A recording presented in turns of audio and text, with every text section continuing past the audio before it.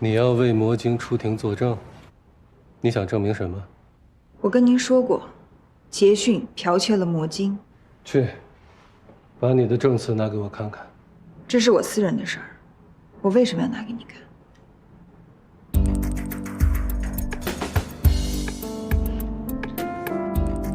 因为我是你老板，魔晶的利益与你我生死有关，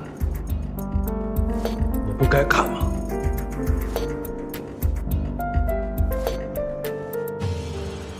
对你不用在意游戏上线的时间，今年上不了，明年上吧。关键是手机屏幕比较小，得做的精致一点，你也全靠大拇指。哎，没事儿，我又死了一条命。哎，对，还有，你去趟日本，看看能不能把那些早期的像素游戏都买过来，对，打包。因为5、6分钟就玩一局，相对来说呢，特别适合用在手机上面。你等会儿。哎，谁啊？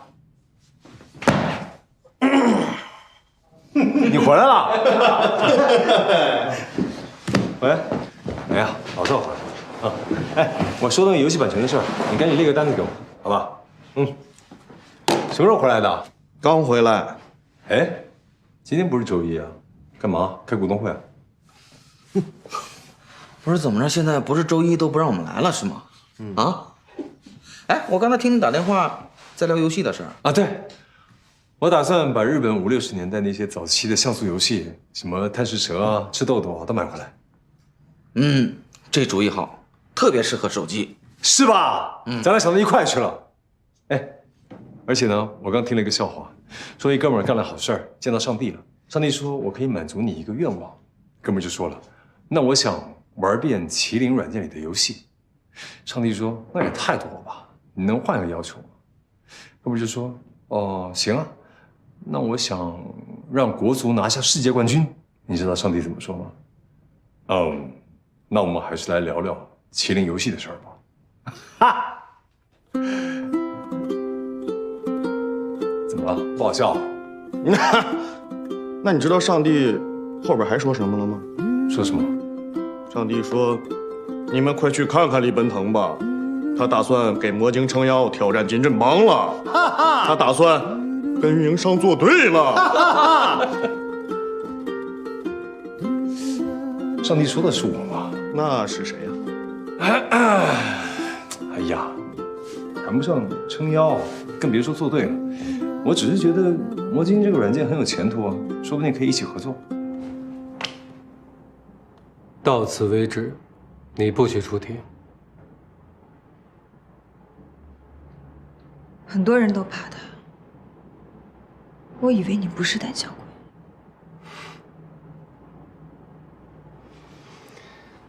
听我的，去年的假你还没休呢，出国玩一玩，享受一下带薪假期。等回来了，官司也尘埃落定，再选别的项目吧。你认定魔晶会输吗？你告诉我，谁希望魔晶赢？我。你怎么这么固执呢？你我要给自己一个交代。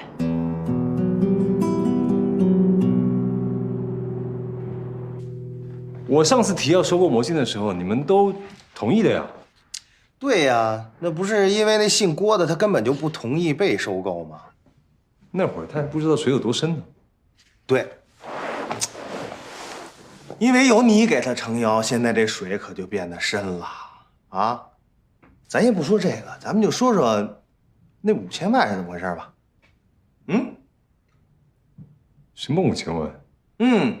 装，你继续装。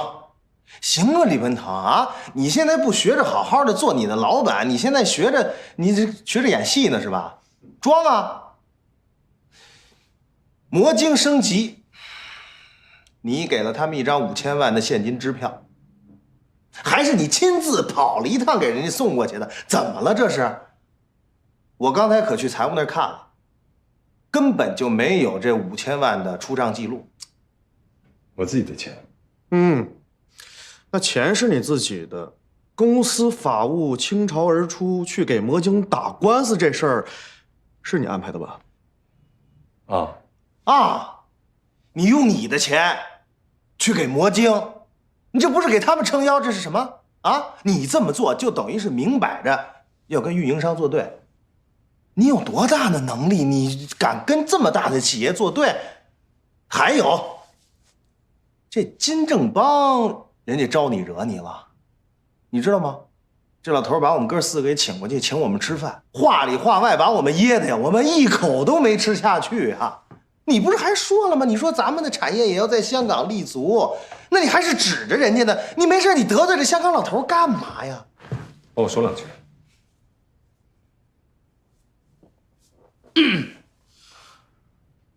咱5个人是好兄弟吧？废话。那你就撂个底儿。行。你呀，让我帮你说话，我是不是得知道你的底牌是什么呀？现在外面人可都说了啊，一提到麒麟，那就是李奔腾；一提到李奔腾，就是麒麟。不是你在外面动这些手脚，停！怎么叫做我动手脚？你别打断我！哎呀，我这血压又上去了。哎呀，来，你看摸摸我这脉搏还在。我就跟你说，你这么做是不对的。你在外面动这些手脚什么意思？我们哥几个谁得罪你了？你到底是什么意思嘛？你不会真的想离开麒麟，跳槽出去吧？说什么呢你？你今天必须把这个事说清楚，要不然我一会儿血压噌就上去，我啪我就死这儿了啊！真不开玩笑啊！你说什么呢你？说我跳槽？我要有这心思，我出去给人劈死。笑，说2句。我可以替你说话，但咱们得达成2点共识：第一，得罪运营商和金正邦是绝对不可以的；第二，魔晶就该死，他已经影响到咱们正常的下载量了。你这么帮竞争对手，我都想劈死你了。连你都想劈死我？你们说的我全知道。有些事儿吧，他现在没法解释清楚；有些计划现在没法完全放在台面上。接下来的仲裁，我因为跟魔晶有利益关联，所以进不了专家团。但我估计你们会在先按照我说的办。无论如何，千万别让魔晶死在运营商跟金正邦的手里。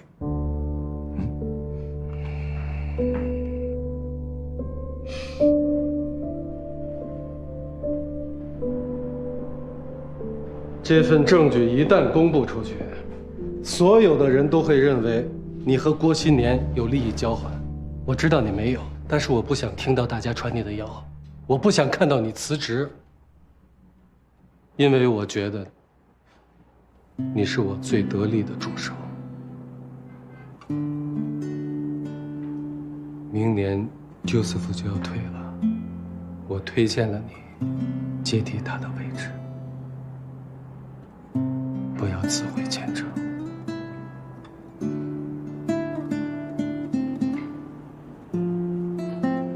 谢谢你为我着想。这就对了，讲道理就对了。这个道理，昨晚我爸跟我聊了半宿。但是对不起，我不会放弃的。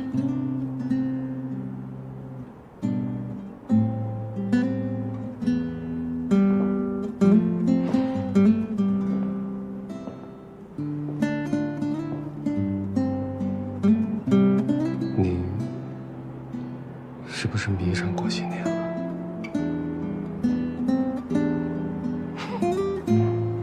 你也不是3岁小孩了。你想当好人，想坚持原则，行啊。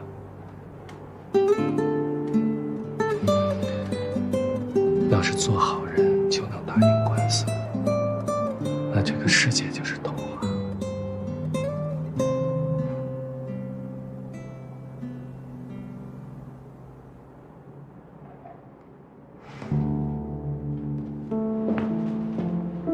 你可以转告郭新年，就说是我说的。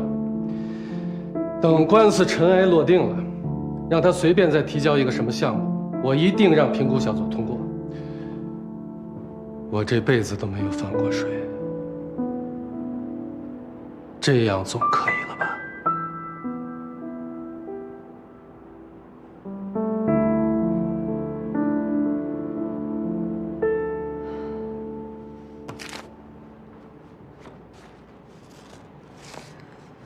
听懂了。你这样说，不仅侮辱了郭新年，也侮辱了你自己。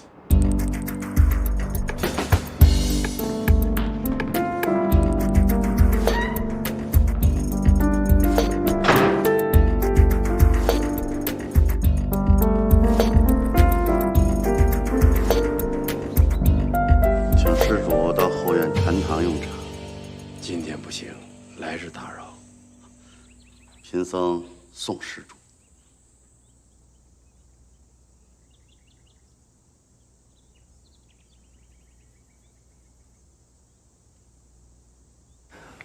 我把你的名字写在化缘簿上了，捐10万以上，庙里给你刻碑，日日咏诵，消一下罪业。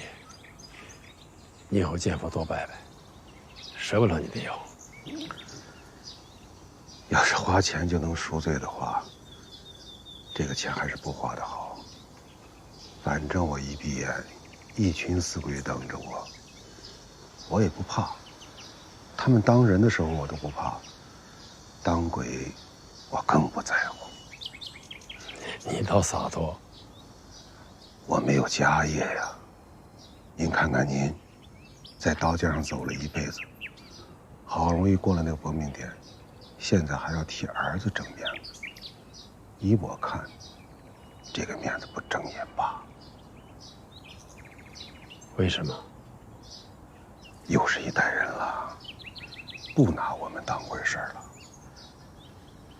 现在法制越来越严明，我去魔晶公司要那份东西，一个后生年龄和少爷差不多，几番话下来，我没词儿了。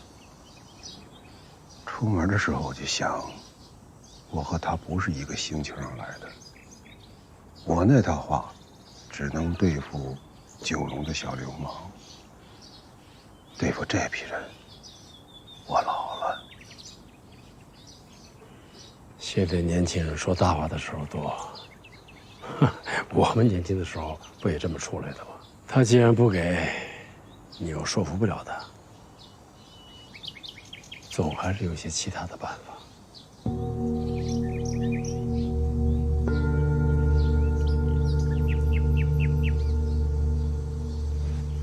郭新年，证词我已经写好了，半个小时之后你到楼下等我，我把东西给你。今天李奔腾也会来。好了，不多说了，一会儿见。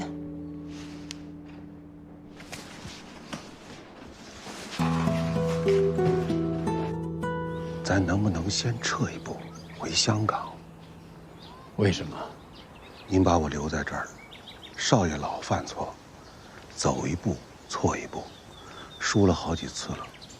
就像在澳门玩牌，出老千的被抓了，就应该站起来走，碍着面子就下不了台子了。老爷，您应该明白我说的意思。怕？可能是。我们再继续走下去，都从台子上下不来。我明白你的意思，始终想在内地的企业里扎一脚，但是现在时机不对，事情不对，人也不对，你不能鼓励他再继续往下走了。你是老了，软弱了。其实你心里也特别清楚，纳兰不会帮少爷说话，李奔腾能给我们多少面子，这都两说。强龙压不过地头蛇，我们又不能逼太紧，再走下去两败俱伤。我们现在还能从台子上撤下来？我现在想撤也撤不下来啊，名单还在郭新年那儿。我去要回来。不是要回来的事儿。你真觉得我们这样的人能急流勇退吗？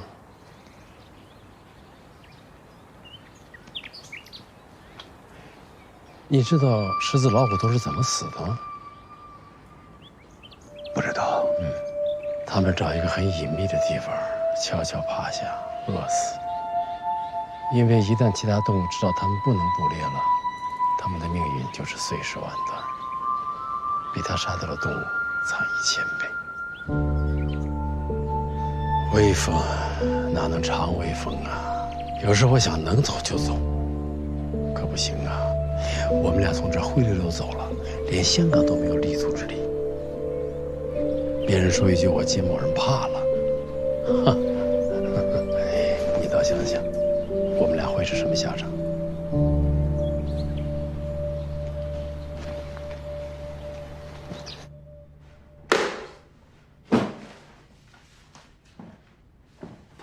李奔腾，看着我的眼睛啊，看着我的眼睛，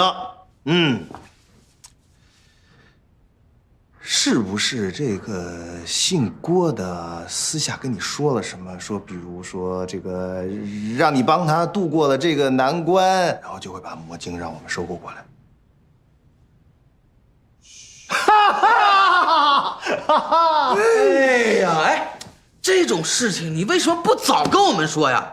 啊，是不是你等着这件事成了以后，让我们哥4个到你办公室来，集体跟你认错？夸你，拍拍手，往死里拍你，就说李总威武，李总霸气，对，李总闪亮，不灵不灵不灵。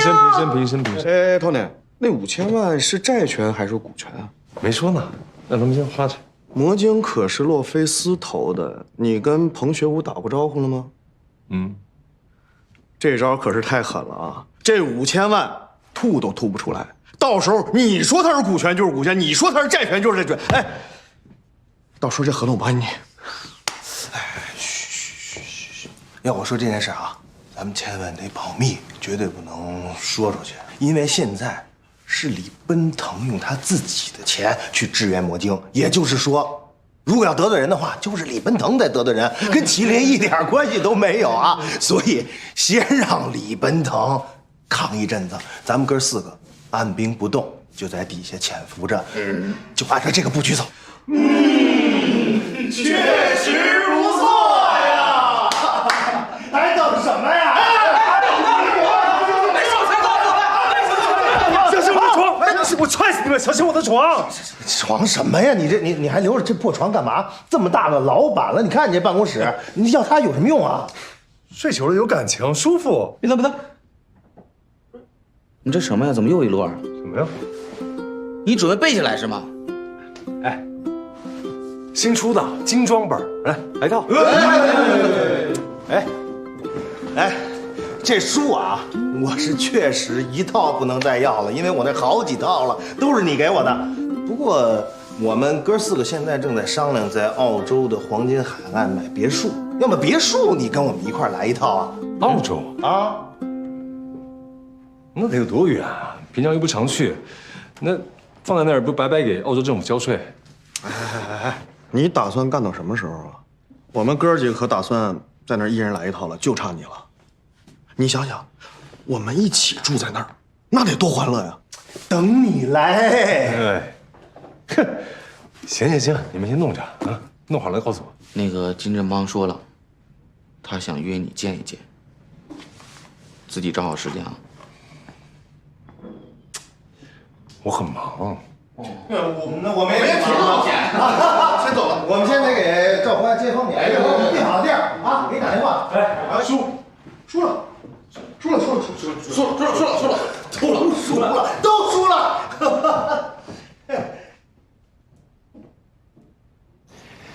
我们是一辈子交情了，只有你跟我说真话。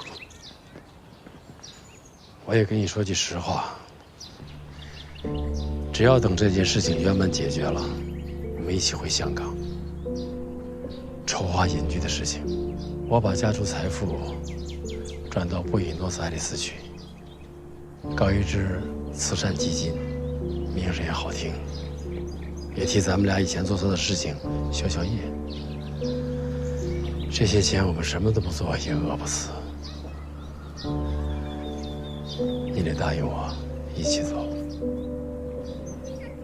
我知道了，我怎么做，您就不用问了。吧。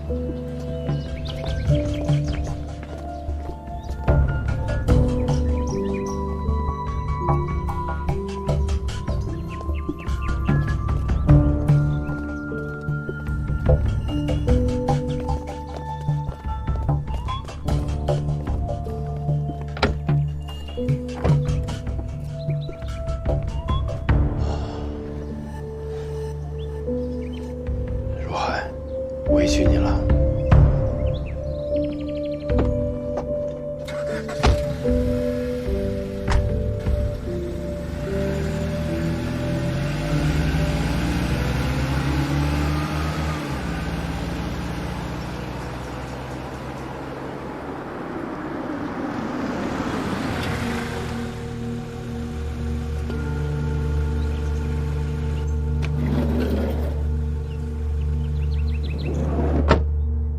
支票收到了，干吧。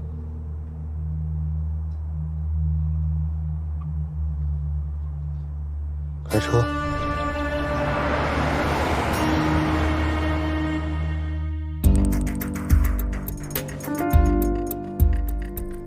喂，到了吗？李总，我的证词已经写好了，急着请你过目。这件事情有点敏感，我们不方便去您的办公室，所以还得麻烦您跑一趟。我和郭新年现在在2楼的咖啡厅等你。行，我马上下来。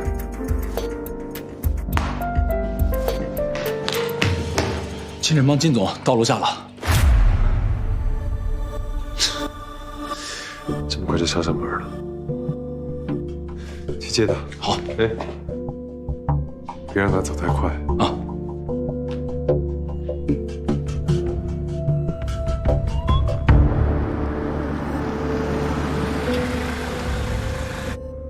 金总，欢迎欢迎。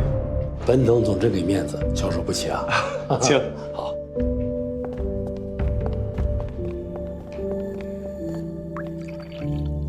请。谢谢。官司马上就开始了，我不能老抛头露面，太敏感，对你我都不好。还是您谨慎。之前我就纳闷啊，一个小小的魔晶几次都拍不死，一回头，哇，你在后边站着呢。按理说不应该啊。我注意到魔晶上线之后，麒麟的用户量也在下降。你们董事会同意你支持魔晶吗？压力肯定会有，但还行吧。毕竟麒麟老了，需要新鲜的理念来支持公司。在互联网里，没有超过3年以上的英雄。魔晶这种软件根本就不应该存在这个世界上，这一点我和麒麟的股东也交换了意见。我就应该猜到是您。他们在董事会上炮轰我，原来是受到您的启发。洛菲斯不会再支持魔晶了。我云生投资研发中心本来就希望魔晶赶紧关门。苹果商店答应啊，官司一审出结果，他们坚决下架。这只剩下你了，你只要点头不再支持，官司不过是走个形式而已。您一出手就没打算留活口啊？我算了，怎么算都是我赢。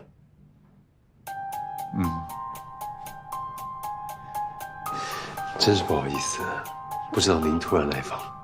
我本来跟人约了有事儿，这样子，10分钟之后我马上回来。我也是，我等着。真是不好意思。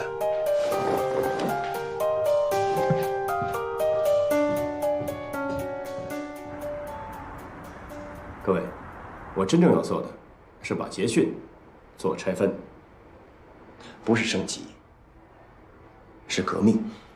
革，移动通讯网络的命。各位请看，这是魔晶用户数量的增长曲线，魔晶有多受欢迎，一目了然。说重点，重点是，软件不分好坏，软件只看用户喜不喜欢。魔晶为什么受欢迎？就一点，免费。不要钱嘛，不要钱收发语音短信，大家当然喜欢了。那我们怎么办？我要做的是，在捷讯中分出一小部分来，研发基于各位的移动通讯网络的免费电话。这个技术在 MSN 上早就已经实现了。我要做的无非是写出一款新的 APP 来，让每一个使用智能手机的用户都可以随时随地的基于各位的移动通讯网络打免费电话。将来，在金总财力、物力、人力的支持下，我要研发的是免费的视频电话。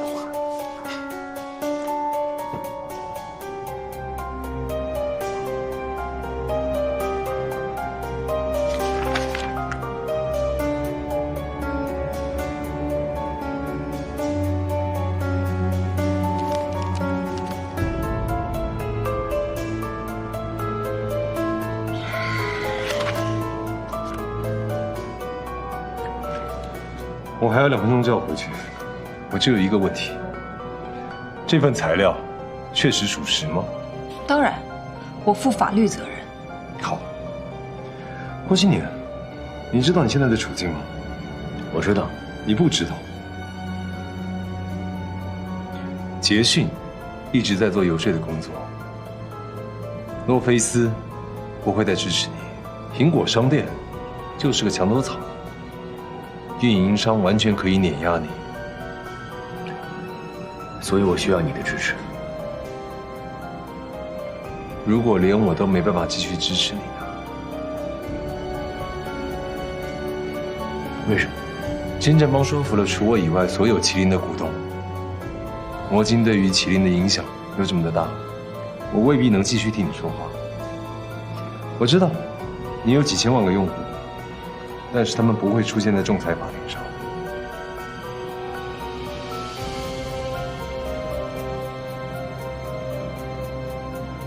那照你说的，魔晶没有希望了。不知道。现在有了这个，试试看吧。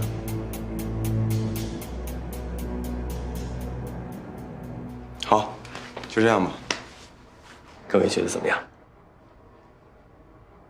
网络电话、视频电话，打电话不要钱啊！我看过咱们国家未来5年的发展计划，咱们的城市网络会不断的升级、升级再升级。等到那个时候，如果我们的带宽足够宽了，一切皆有可能。这简直就是在为我们的软件做准备呀！我们现在要做的，无非是尽快的把软件研发出来。这现在的年轻人思路开拓啊！金城做这个互联网研发中心，成绩还是很明显，确实一代新人胜旧人。这个想法我也是第一次听到。各位有没有什么具体的意见和建议呢？我回去还有会，我们回头再说。我送送你们。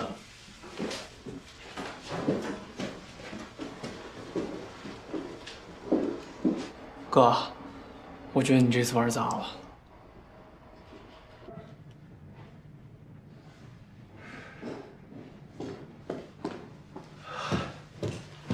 不好意思，让您久等了。看不懂，已经过了10分钟了。对不起，对不起，老爷子，能不能请您高抬贵手，放魔晶一条生路？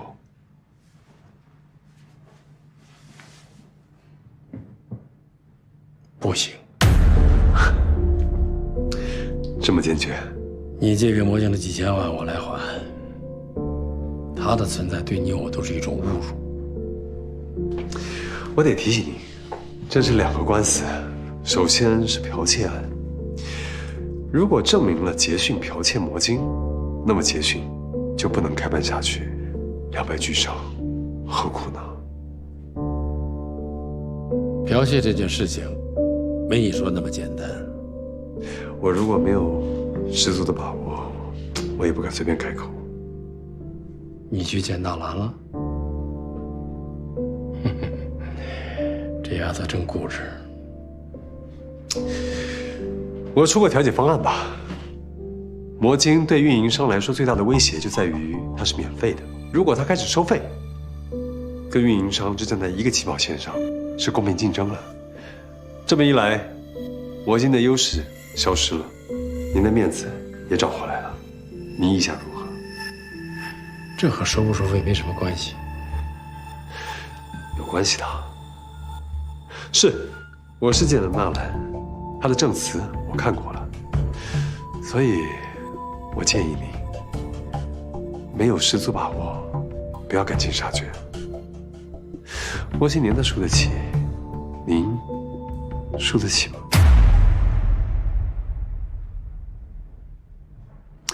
我向您保证，魔晶只要开始收费，用户的下载量就会停滞，甚至短时间之内，用户还会流失。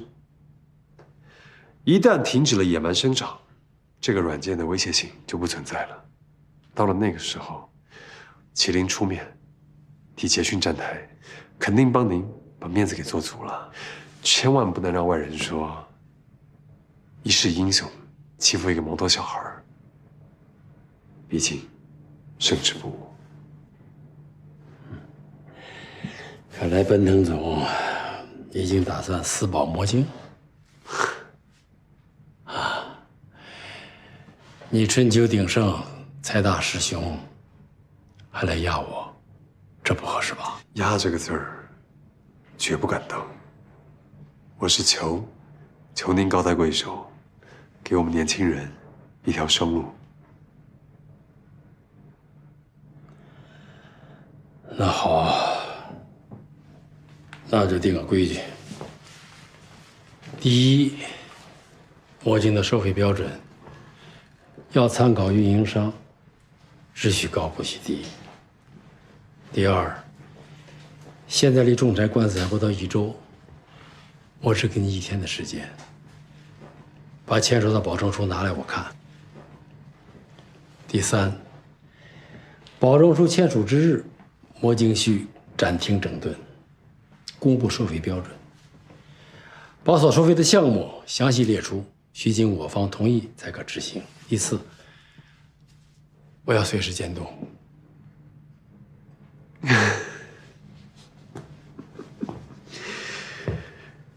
这真是太好了，我会叫他们尽快开会，说服他们尽可能接受这个方案。如果调解成功的话，就不用在法庭上生死对决了。那好，就这样吧。这可是你奔腾总的力量促成的和解，你是担保人。话说回来了，如果对方不接受这个方案，按照规矩，你要保持中立，不可以选边站哦。你别让我第2次登门讨教。当然，我聪明。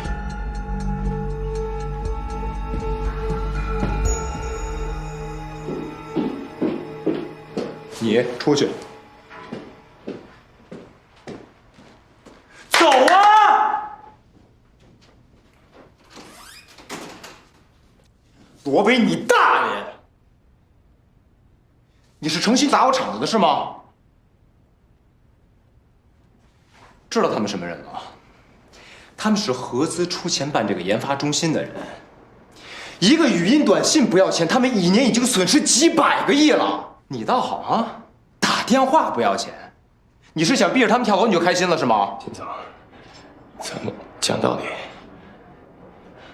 现在是互联网时代了，互联网时代，平台最重要。魔晶现在的用户数是几千万，如果您让我把免费电话做出来，我保证咱们的用户数量是会接近麒麟的。等到咱们拥有了一个那样的平台之后，咱们干什么不行啊？几百个亿那都是小钱。现在我想出了这个点子来，咱们得赶紧做，要不然咱们不做，很快就会有别人。再说一遍啊，谁做收拾谁，听清楚了吗？那您告诉我，您做这么个互联网研发中心，您打算研发点什么？你怎么还不明白啊？我现在有势力，是因为这些大企业在支持我。如果有一天我成了他们的敌人，他们会联合起来对付我的。收起你那个打电话不要钱的烂主意，做点实用的。什么是实用的？比如说魔晶死了，我们继续靠结训挣钱呀。金总，现在是互联网时代了，弄死我们的对手，并不能够保证我们就能挣到钱。您如果是这么想的，您把我这样的人找来，有什么意义呢？当然有意义了，你再也不用帮着别人来给我添堵了。动用你聪明脑袋，好好想想，如何把结训做的收费更细致，服务更多样化，不要走得太远，懂了吗？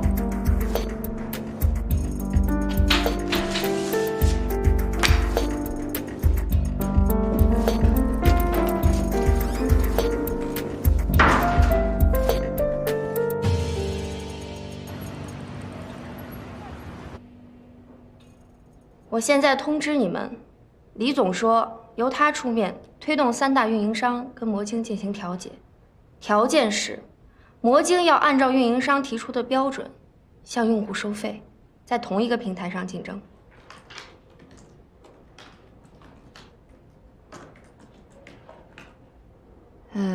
参照运营商的标准是什么意思啊？我们也要收费是吗？是的。国家是非常支持科技创新的，但是如果这个创新影响到了国有企业的利润，导致国有资产大量流失，那是否还会继续支持？这就是个问题了。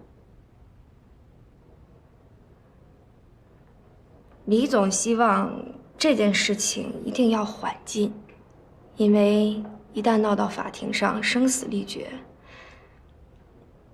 就没有余地了。我们律师团队认为这个妥协也是有价值的。咱们有几千万的用户量，要是收费的话，那咱们不就发了吗？这是李奔腾的决定，还是他的建议？当然是建议，决定要由你们股东做嘛。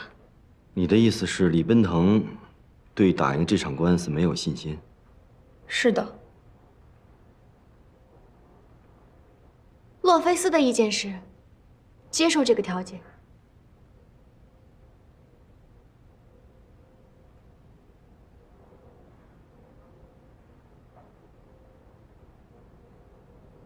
纳兰，你是洛菲斯派入魔晶的股权代表，洛菲斯是这个意见吗？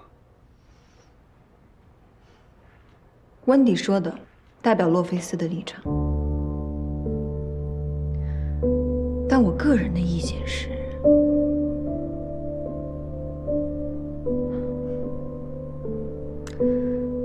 我想先听听你的看法。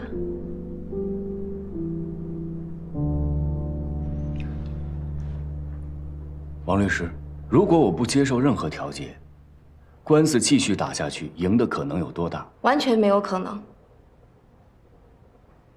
如果你一定要继续打这个官司，那我建议你们考虑换一个律师团队吧。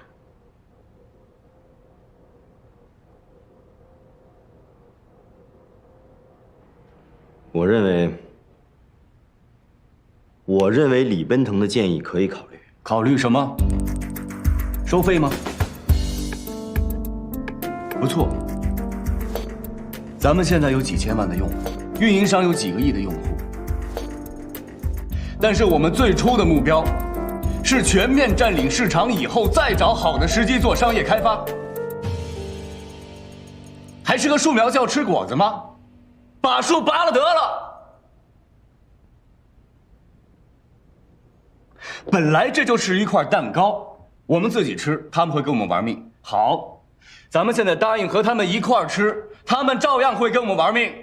我们要妥协到什么时候？王律师，如果我不接受任何调解，官司继续打下去，赢的可能有多大？完全没有可能。如果你一定要继续打这个官司，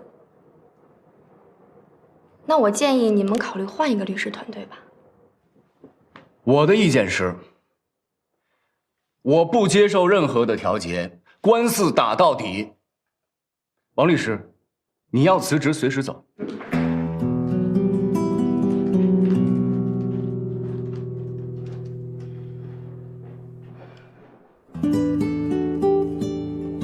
这是你们共同的意见吗？如果是的话，我的工作就结束了。哎，不好意思啊，王律师，你先坐，我们还没做决定。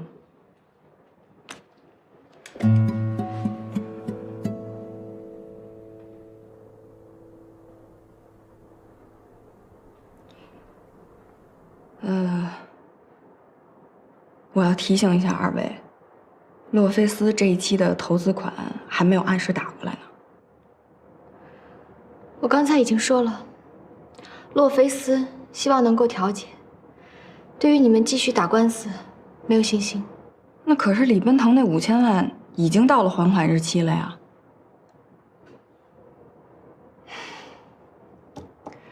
所以我希望各位能够慎重地考虑一下李总的建议。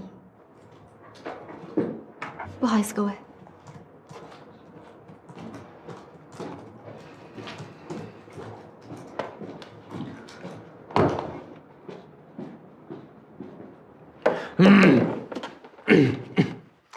我发表一下我的观点啊。我支持老大的看法，主要是基于2点。第一点呢，魔晶是老大创造的，我们得尊重他的看法，起码得讲义气啊。第二点，一旦我们开始收费，我们的用户量就会流失。捷讯现在已经全面升级了，他们的图像传输和音乐传输做得比我们好。你怎么知道的？罗维不是被捷讯挖走了吗？主持他们那个研发中心。他之前给我打电话想请我过去，我那时候才知道，他们拥有咱们的全部技术。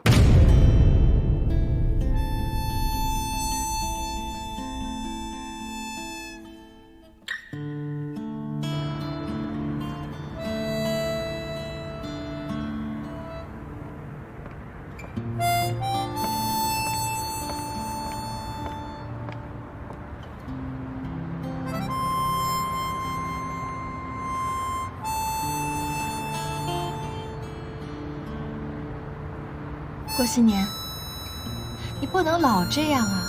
一生气就走。你是老大，大家等你回去拿主意。我拿主意，你们听吗？不是我们不听，但你也不能太固执。上次李奔腾那5000万，几乎是最后1分钟才送到的。你不可能每次运气都这么好吧？大家跟着你是想来发财的，不是担惊受怕的。你总是这样，谁还敢支持你啊？我习惯了。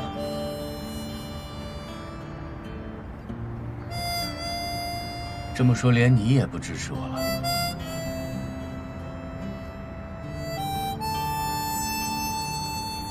说实话，于情，不管你做什么，我都会无条件支持你。但于理，你做的确实不对，我就不能支持你。又是于情又是于理的，那以后就不要让我再拿主意。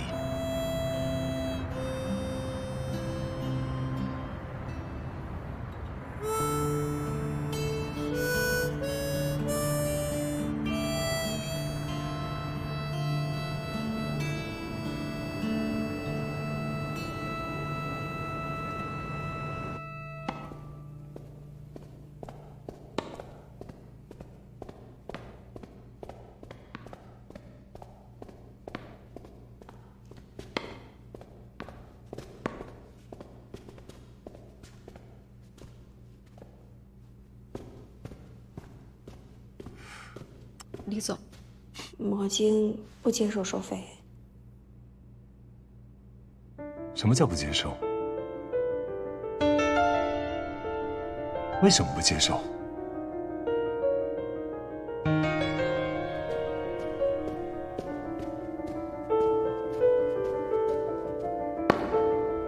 为什么？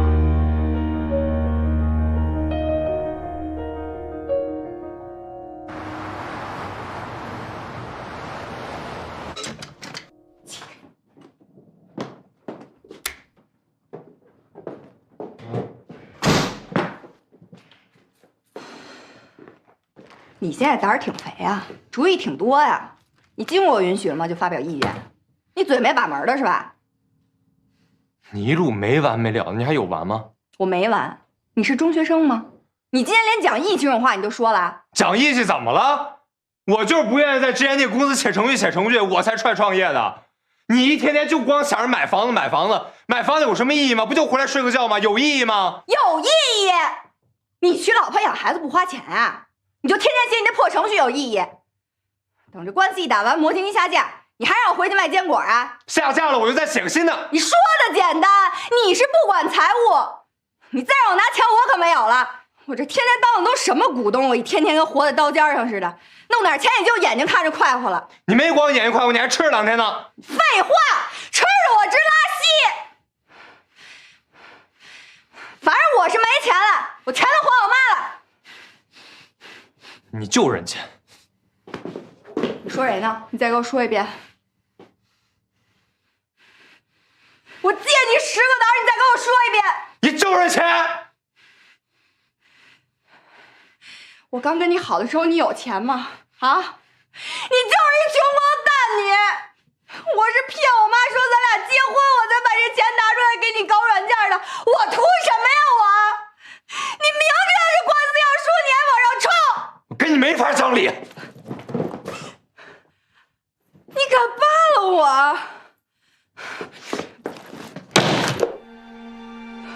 你摔谁电脑呢？我摔你电脑呢！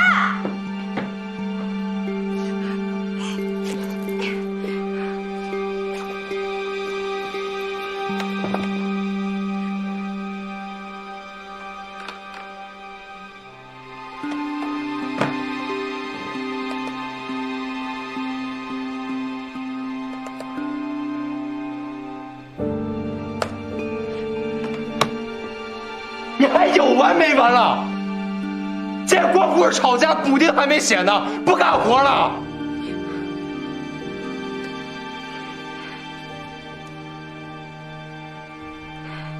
陆哥，你行，你就跟他过一辈子吧你别往还。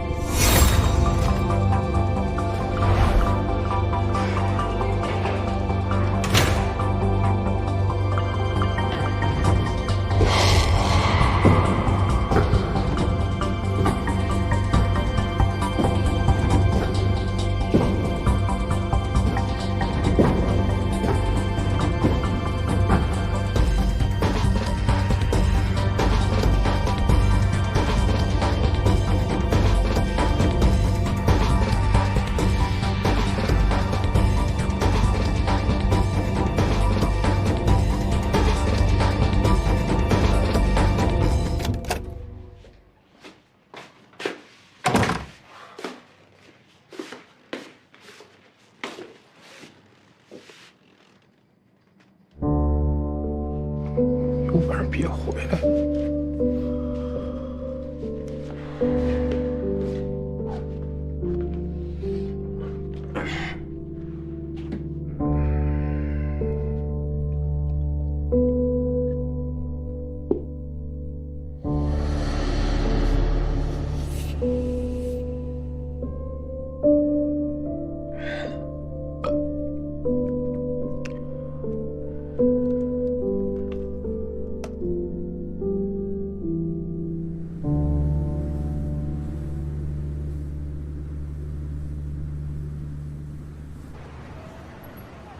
你根本什么都不懂，什么都不明白。你不知道我花了多少心思，动用多少关系，我从来没有这么低声下气过。你就是一个狗屁不懂、盲目自大的王八蛋。对，王八蛋。魔晶一旦收费，我们的竞争力就完全丧失了。短时间来看，我们可以有一些收益，但是从长远来看，我们没有任何前途。你别跟我谈前途，我们现在讨论的是生存，只有先生存下来，才有资格谈别的。魔晶现在用户几千万，收费之后顶多流失1/3，这个软件的粘合度还是挺高的。这个不是粘合度，这是习惯。坏印象一旦造成，我们就没有余地了。用户心里不舒服，暂时不会卸载我们。一旦有替代者出现，我们第一个被淘汰。我知道，但是我们现在需要缓冲，得用时间换取空间。哼，拿绳子慢慢勒死和一枪打死有什么区别啊？不都是死吗？你可以让收费变得物有所值，甚至物超所值啊！我们可以增添功能嘛，比方说，开发交友功能，好啊；开发游戏，好啊；做商务推广，太好了。我一直想做技术延伸，咱们俩还是能谈到一块儿去的嘛，还是能够透过服务把用户赢回来的，对吗？行，那接下来我们只需要讨论收费项目跟收费标准。李总，你说的我都同意，收费不行。你能不能听听别人的看法？魔晶是我的。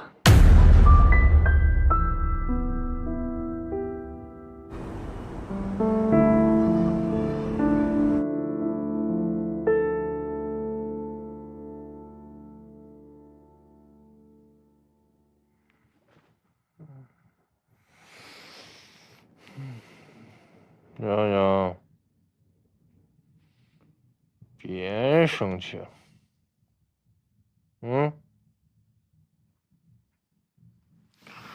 起床了。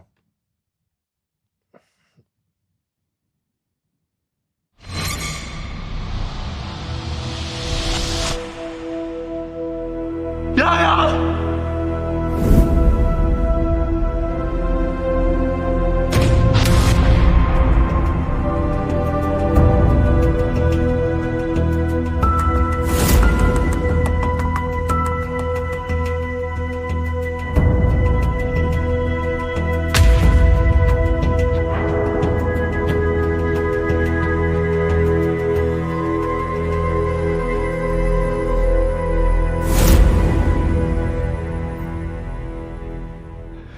现在外头几十个大大小小山寨语音软件，他们还不成气候，他们在观望。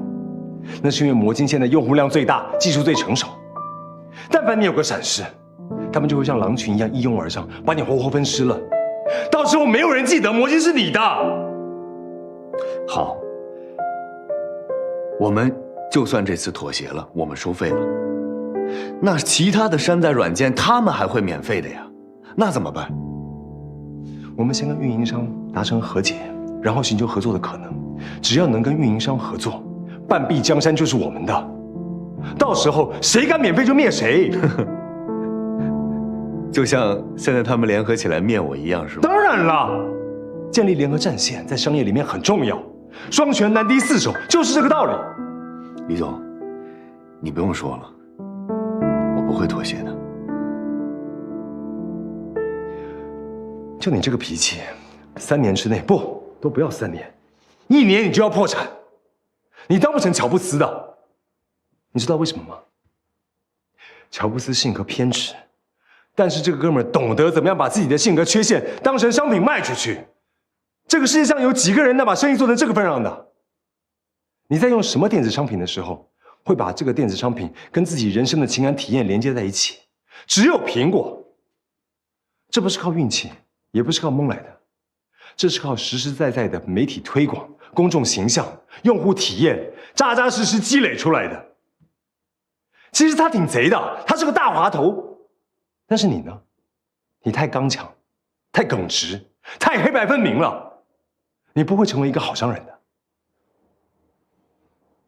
那你为什么还要帮我呀？因为我贱，你非得我夸你是吗？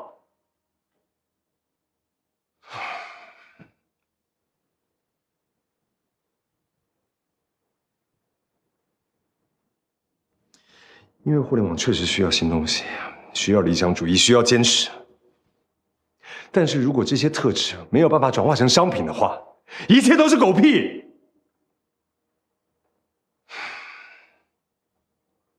这件事情是不是没得聊了？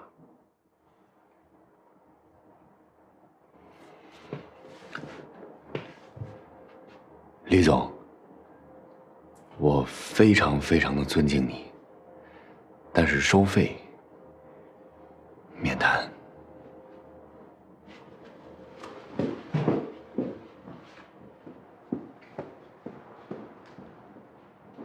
李总，慢走。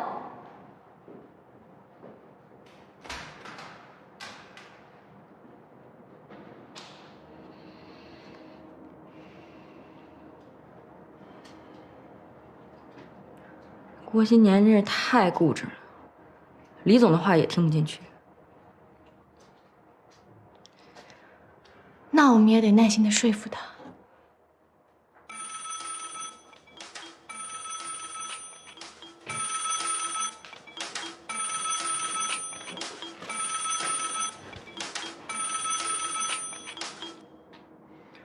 喂，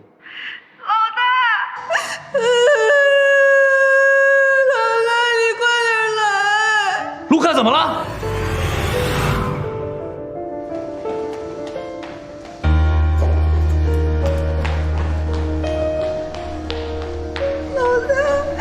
没事没事，我们都来了。都赖我！都赖我！我昨天晚上，我不应该把他留在房，把他一个人放在家里。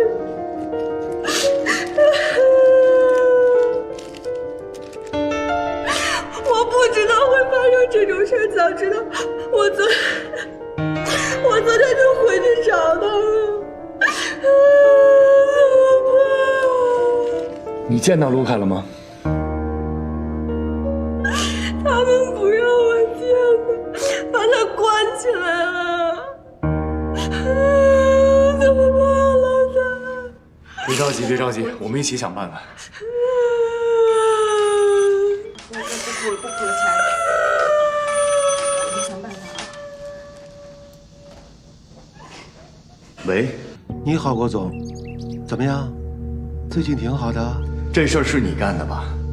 我告诉你，你这样是吓不住我的。我现在就在警察局，我随时可以报案。郭总，你说什么呢？你为什么要喊卢卡？卢卡是个老实人，你有本事冲我来行吗？郭总，请问你卢卡是谁呀？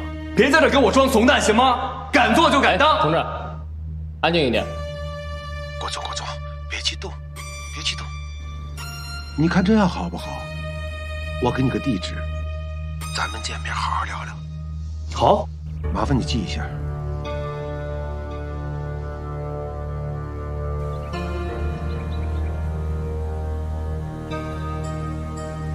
是不是很麻烦呢？不该问的别问。这世界上哪有谈不拢的买卖？哪有说服不了的人呢？怎么弄成这样了？我再跟您说一遍，这件事情咱是说好的，您不许管，也不许问，出了事儿我担着。儿子是我的亲生儿子，你又是我一辈子的兄弟，手心手背都是肉啊，我这心里都不踏实。我再叫您一声大哥。我从小跟您长大，我这条命是您给的，咱俩又不是小女孩儿，别说人话。老天爷让我活到这个岁数，给足了面子，得知足。大哥，我要是得了好死啊，阎王爷都不答应。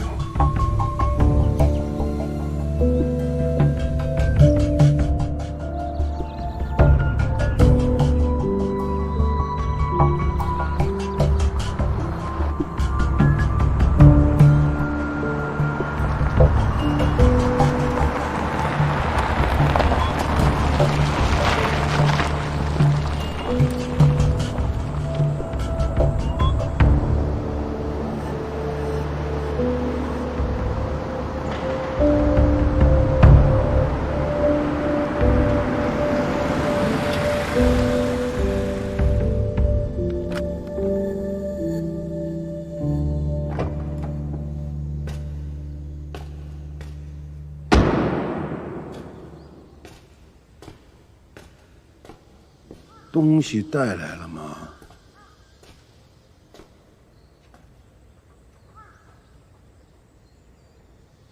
小蝶的事是你干的吧？也是你把小蝶送到卢卡的床上的，对吗？你他妈混蛋！你要是个爷们儿，你就敢做敢当。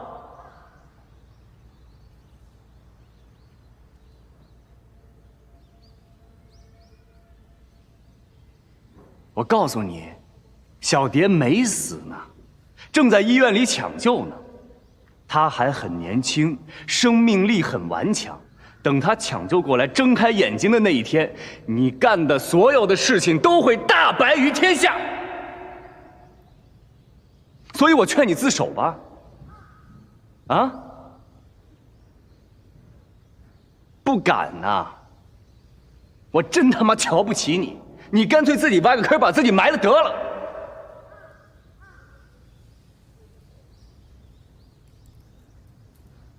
天真，埋谁还不知道呢。你做电脑软件是行家，我干这一行是专家。别跟我废话了，说正事儿。你叫我来这儿，咱们的事儿怎么了啊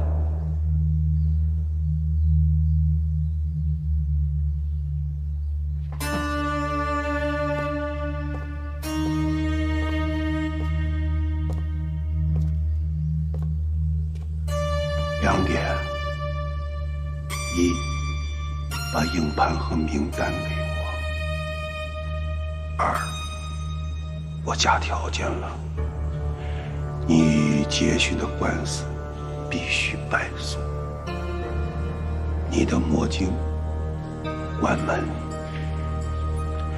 关门才能大吉，明白了吗？然后呢？卢卡的事我给你摆平。怎么摆平？找个人自首啊！你这个要是给足了，顶缸的人有的是。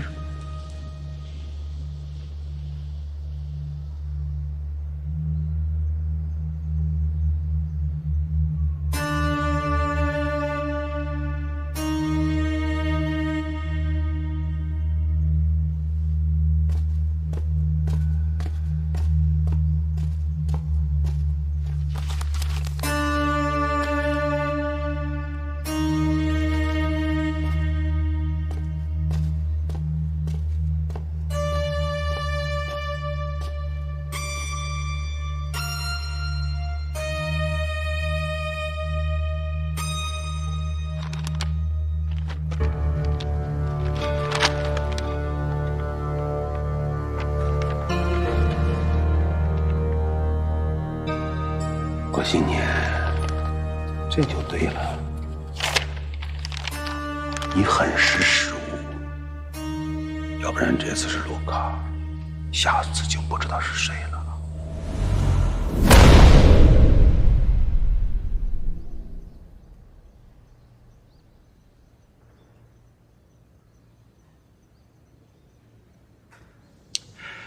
这么年轻没劲儿啊，还得练。我提醒你，下次动手之前，一定想好了后果。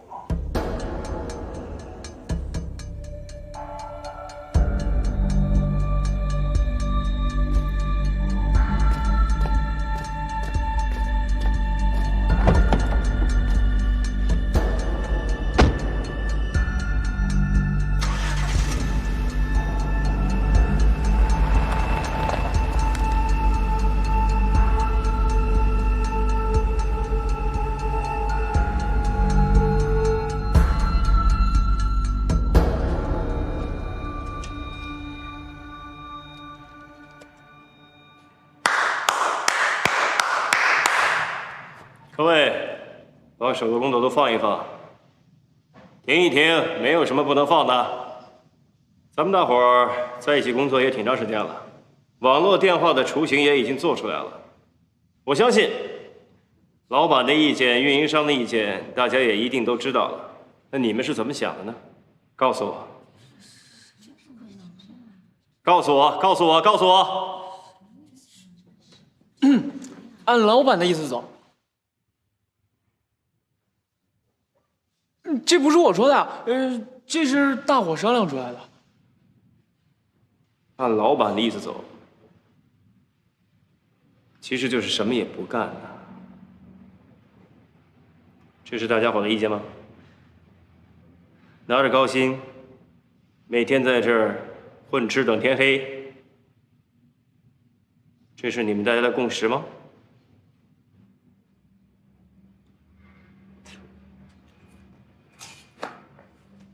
老板的意见是继续研发捷讯。其实大家都知道，移动通讯网络是有上限的，也就是说，咱们研发的网络电话根本就用不上。那我看，咱们干脆也别叫什么研发中心了，咱们不如干脆叫做捷讯售后服务站吧。那我想说的是，有谁真的打算按照老板说的继续深化研发捷讯？告诉我，来，举手，举手，举手，举手，来。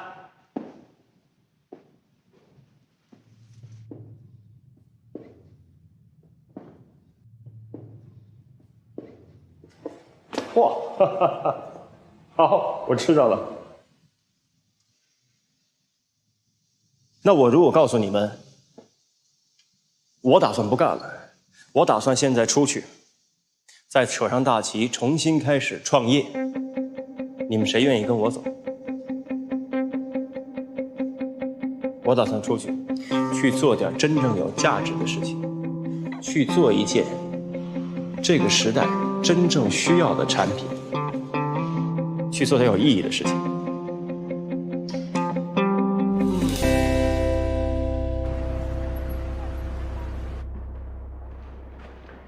你别老跟我讲法律程序，卢卡没犯法，我就问你，人什么时候能放出来？他有没有犯法，不是你认定的。你别以为我不懂，我看过侦探小说，这就是明摆的栽赃陷害，绝对不是卢卡干的。你要有证据，你可以去跟警察说啊。我说了，没有人听我的。那好，现在警察是不是也没有卢卡犯罪的证据？按照规定，是不是48小时以后得放人？你根本就不懂法，你连办案程序都不知道。所以我在问你呀，你不是律师吗？你冲我嚷嚷干什么呀？那怎么办？你说怎么办？你跟我说怎么办？你冷静点。不好意思啊，不好意思，张律师。他要再这样，我没法干了。张律师，实在对不起啊，你不要生气。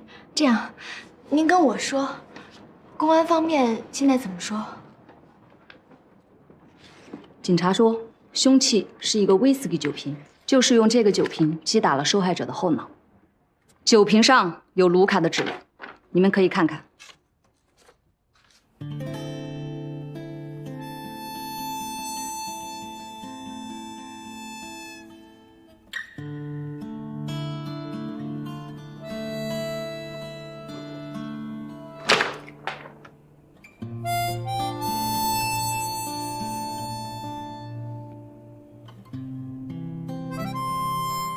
我投资过这么多项目，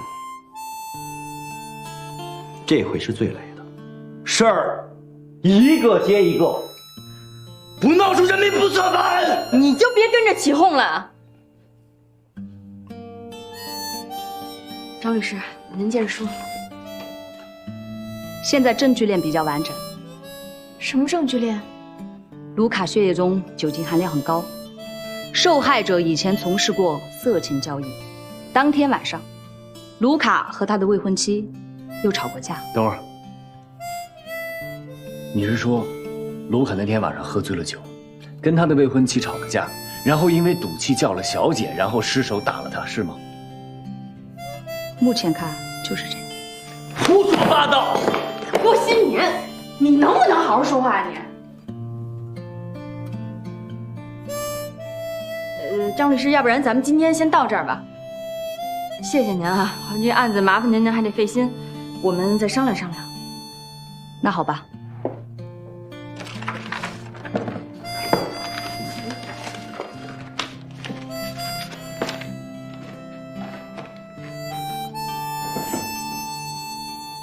我希望你最好冷静一点，这样对办案有好处。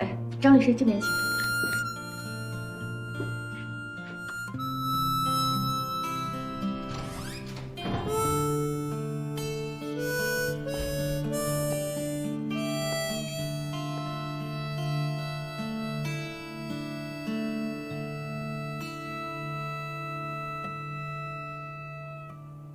在刚开始的时候，大家在研发是没有工资的，但是，我会让你们每个人都有股份。我们边研发，我边去融资。虽然开始的时候可能是没有保障的，但我们有的是希望。我们将是拥有未来的人。谁愿意跟我走？还是举手。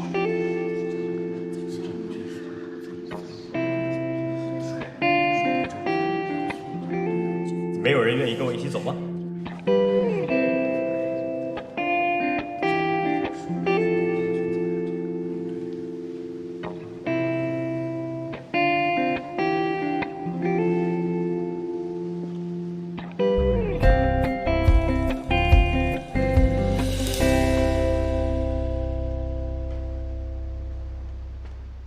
可是刚才我看，有人一直也没举手啊。那什么意思呢？既不想按照老板的意思做，也不想跟我走，想干什么呢？想辞职吗？能实现个人价值的地方，我可以去。可是这拖家带口的，没有收入，这回去怎么交代啊？这不是谁也都能做疯子的，对不对啊？对。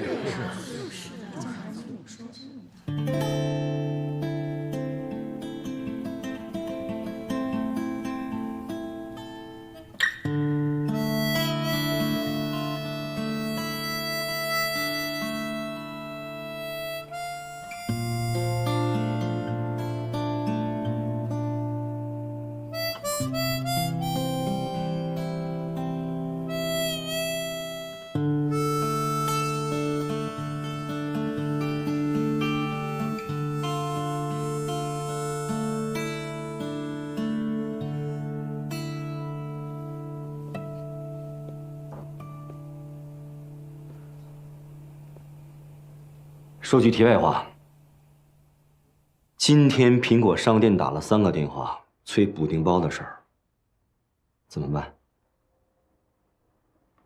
让他们等着。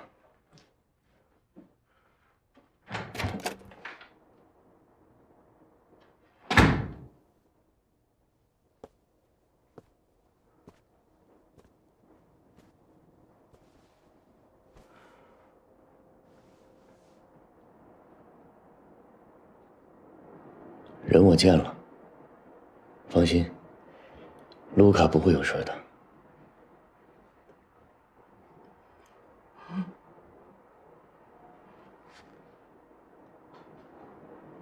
东西给他们了？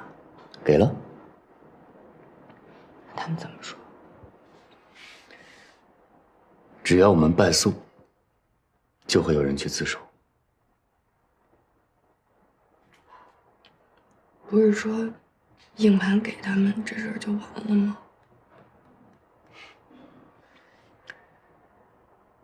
人家抬高价码了，他们要让魔晶关门大吉。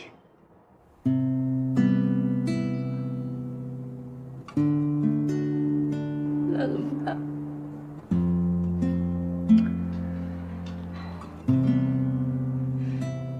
不用担心，我宁愿失去魔晶，也不会失去我兄弟的。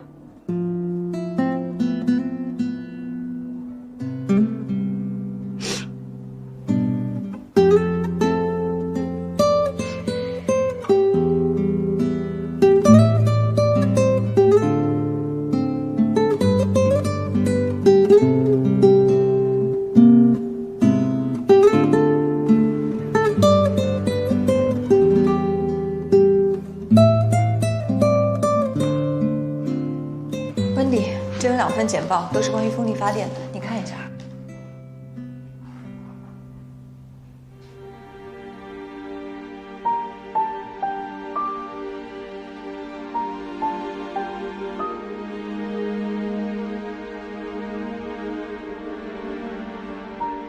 怎么了？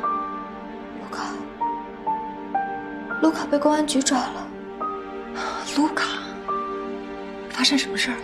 我刚从魔晶出来，有个律师拿了很多资料，都是犯罪现场的，还有那个女孩在抢救，说很难醒过来了。什么女孩啊？郭新年知道吗？他怎么说？郭新年认输了，他要放弃魔晶了，他没心思打官司了，没办法了，真的没办法了。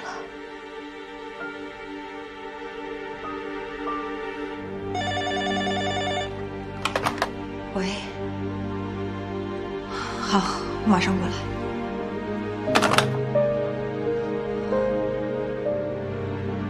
你在这等我。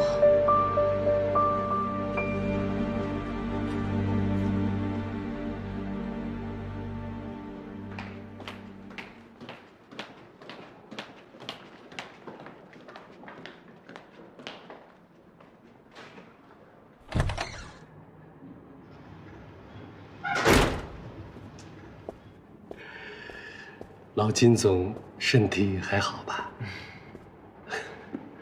我上次到香港，本来想去看望他。纳兰，倒咖啡。结果被绑架了。我还在想，这到底什么意思啊？是不是我们的工作做得有些不到位？没有。我真是没想到。金总现在对捷讯这么重视。您去那次家里有点事儿，忙得厉害，我爸那会儿身体也不太好。他说了，等您下次去，在半岛酒店宴请您一下，算是赔个罪。好，不敢当，不敢当。我和3大运营商联合做了一个研发中心，这不为了表示重视，3位老总今天和我一起来给您送这份材料。哦，3位老总能来。洛菲斯是蓬荜生辉啊！怎么？你们把湖油公司的罗维也吸收进来了？英雄不问出处，罗维有互联网开发的经验，我请他来做研发中心的负责人。好，真是太不容易了。你们原来都是竞争者，现在能团结一心推动新技术。有这份心胸，一定能成大事。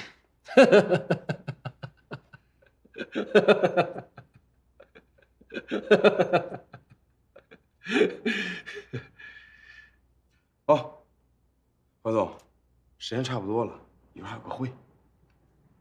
行了，人我们也来了，态我们也表了，不好意思，彭总，我们先告辞了。好，好。纳兰。送送金总。